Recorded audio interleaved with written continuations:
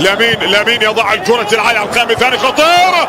الله الله الله، يسجل برشلونة عن طريق جافي، ويأتي العقاب من أقصر لاعبي برشلونة بعد أن تحولت الكرة من لامين يامال على رأس جافي.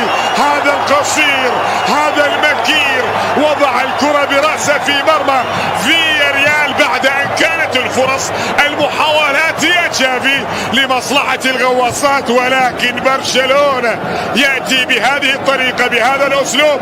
انظر إلى هذه الكرة هنا، لامين، أوه يا عيني، يا سلام، الله الله الله، هي كملت، هي أتت عندما نتحدث عن الجودة في وسط برشلونة. يأتي بهذا الشكل بهذه الصورة، هي تمريرة الكاي غاندوغان، لعب الكرة إلى روبرت ليفاندوفسكي، نعم لم يمررها إلى فرانكي، لكن يجب كانت أن تكون كذلك، يجب أن يكافئ هذا الهولندي، يجب أن تظهر بهذه الصورة يا باريخو.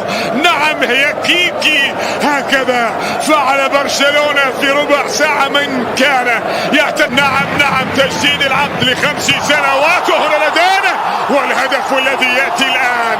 فويت يسجل، دفاعات برشلونة لا تتحمل هذا الضغط الكبير، لا تتحمل هذا الضغط الكبير